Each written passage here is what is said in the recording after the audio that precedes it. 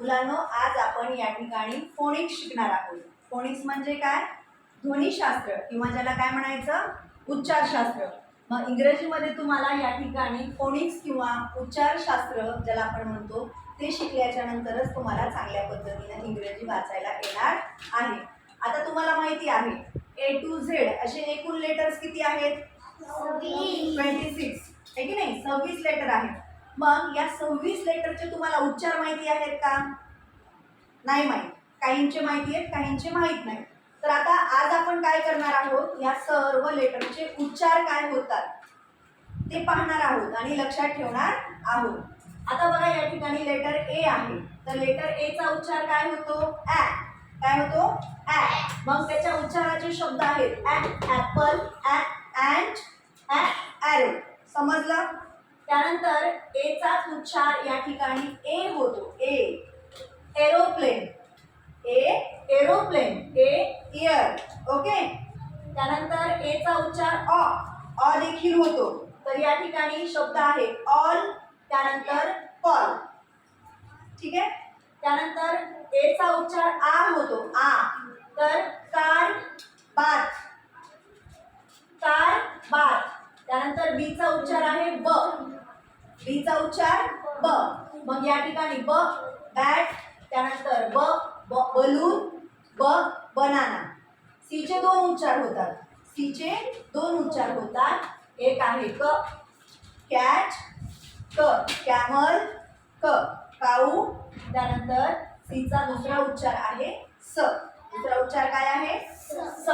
मग या ठिकाणी स सायकल, स सर्कल, स सेल.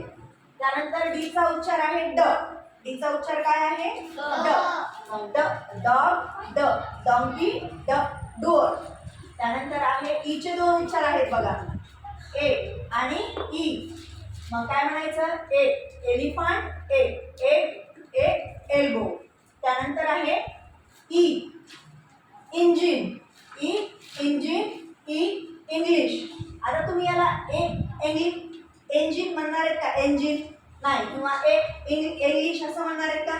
नाही. म्हणून लक्षात ठेवायचं की ईचे दोन उच्चार असतात. त्यानंतर एफ, फ फॅन, फ फॉक्स, फ फ्लावर. त्यानंतर जी चे दोन आहेत ग आणि ज. ग गोट, ग ग्रास, ग गेट. त्यानंतर आहे जी. जीचा उच्चार ज. ज जिंजर, ज जिम, ज जॉर्ज. ठीक आहे. त्यानंतर पुढचा आहे ह. ह चा उच्चार एच. एच लेटर आहे, त्याचा उच्चार होतो ह. ह हॅट, ह हॉर्स. समजला? आता पुढे पहा, या ठिकाणी आय चे दोन उच्चार आहेत. एक आहे आय आणि दुसरा आहे ई. मग आयचा काय होईल? इथं उच्चार काय होईल? Ice cream, I ice. त्यानंतर ई. त्या आयचा उच्चार जर तुम्ही आय केला, आयडिया वाचणार का याला तुम्ही? नाही. तर याला तुम्हाला ई इंडिया, ई इंग असंच वाचावं लागेल. त्यानंतर जे. जेचा उच्चार आहे ज. ज जोकर, ज जग. त्यानंतर के. क क काईट, क किंग, क की. त्यानंतर यल. अगदी सोपे थे. ए यल यम यन असे सोपे. ज्याचे दोन उच्चार किंवा दोन पेक्षा जास्त उच्चार आहेत ते शब्द तुम्हाला चांगल्या पद्धतीने लक्षात ठेवायचे आहेत. यलचा उच्चार ल. ल लायन, ल लेमन, ल ले. एम म म मॅन, म मंकी, म मँगो. ओके. त्यानंतर आहे एन. न उच्चार होतो. न नोज, न नेस्ट, न नेक. त्यानंतर ओ. ओ चे तीन आहेत बघा, ओ ऑ आणि व. त्याला तुम्ही 1 2 3 कसं वाचता? ऑल म्हणता का? 1 2 नाही. तर तुम्हाला व वन म्हणावं लागतं. ओ.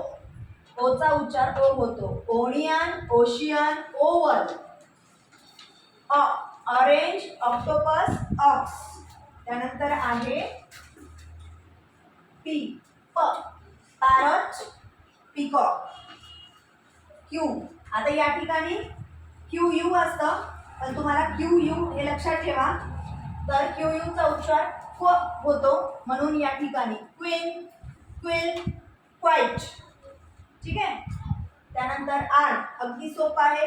र रोज र रेन र रॅबिट. स एस एसचा उच्चार स सन स स्नेक स स्लाइड. ठीक आहे. त्यानंतर पुढे पहा लेटर टी. टीचा उच्चार होतो ट. टीचा उच्चार ट. Torch tiger. त्यानंतर यूचे या ठिकाणी दोन उच्चार आहेत अ आणि you. A umbrella a a a under a umpire. ठीक आहे. त्यानंतर इथला यूचा हा उच्चार आहे यू. University union uniform. समजला. त्यानंतर भीचा उच्चार आहे व. Vegetables van. त्यानंतर डब्ल्यूचा पण सेम उच्चार आहे व. तर या ठिकाणी आपण शब्द दिलेले आहे विंग्स वॉच. त्यानंतर एक्स एक्सचे दोन उच्चार होतात एक आणि दुसरा झ. मग ज्यावेळेस शेवटी एक्स येतं तेव्हा त्याचा उच्चार असा होतो. बॉक्स फॉक्स आणि सिक्स शेवटी आल्यावर असा उच्चार होतो. आणि झ जसं की पहिल्या दुसऱ्या वेळेस म्हणजे पहिल्या किंवा दुसऱ्या नंबरवर जर एक्स असेल तर त्याचा उच्चार झ होतो. एक्झाम याला तुम्ही एक्साम नाही म्हणणार. एक्साम नाही एक्झाम. झायलोफोन. ठीक आहे. त्यानंतर आहे वायचा उच्चार य. याक य येलो. झेडचा उच्चार आहे झ. जिप झ झेब्रा.